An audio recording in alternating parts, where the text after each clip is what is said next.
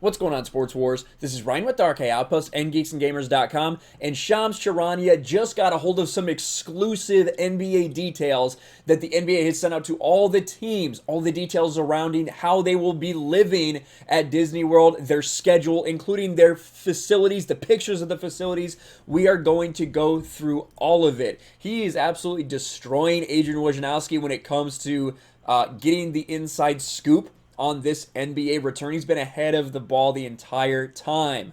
But let's just go through some of it here. NBA players have been notified that any player who chooses not to play in the resumed 2019-20 season must notify his team by June 24th, or compensation will be reduced each game that is missed. And they also said any player who exercises this right will not be disciplined. So if they go ahead and they say, I'm not playing for whatever reason, whether it's because they're standing up like all these people are saying, Avery Bradley, Kyrie Irving, Dwight Howard, all these people are saying they don't think that they should return to play because it'll distract from all the racial justice protests that are going on out there. They will not be disciplined for it. It is their choice. Or if they're afraid of coronavirus or whatever.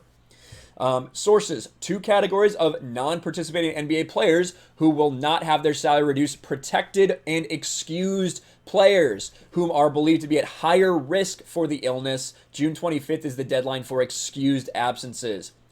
NBA players have been informed that anyone who leaves the Orlando campus without prior approval will be subject to these things. So obviously they are all going to be locked up, essentially, in their hotels. Now, we're going to get into the details surrounding these hotels. If it was me, I wouldn't want to leave, but you know that these guys are going to want to go out there and party if they can, but they will be subject to some punishments. 10 to 14 days self-quarantine, reduction in compensation for games missed, and enhanced testing, the deep nasal swab, which is nobody wants that. Now, this Athletic behind the paywall is some more details. We're not going to go there because he basically put out all the important stuff in these tweets. Let's see here. Inside the Orlando bubble. That is the name of it, because that is kind of what it's going to be. NBA Team Disney hotels based on seating. This is something that I think is interesting. They are putting the higher seated teams in a certain hotel, the middle seated teams in a different one, and then the bottom seeds in a different one. I assume that they go best to worst as far as hotels and facilities go. And I can't wait to tell you guys what is actually in these places, which, again, we will get to. The NBA has informed all 30 teams that the central goal of our season restart will be to utilize the NBA's platform to bring attention and sustained actions to issues of social injustice.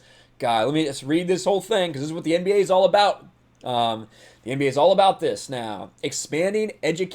Combating systematic racism, expanding educational and economic opportunities across the black community, enacting meaningful police and criminal justice reform, and promoting greater civic engagement. Yes, it's what everyone's tuning into the NBA for. Not to watch basketball, but for this. We are in discussions with the Players Association to develop a comprehensive strategy on what they can do to address these important social issues.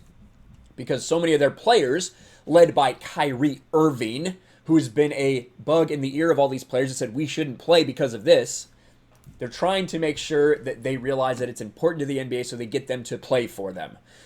NBA teams have been informed of the required positions for the 35-person traveling party. So you're going to have 35 people that'll travel to and from the hotel to the games.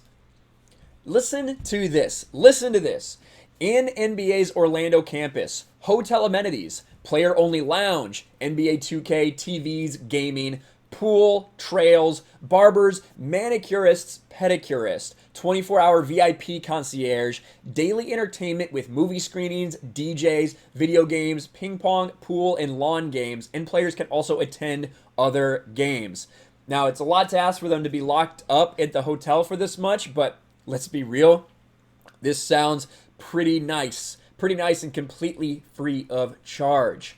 NBA has sent teams a visual of the court/workout arrangement. So this is the arena that they will be playing in. So the arena, HP Fieldhouse, and the Visa Athletic Center. These are some of the places where they will be practicing and playing their games.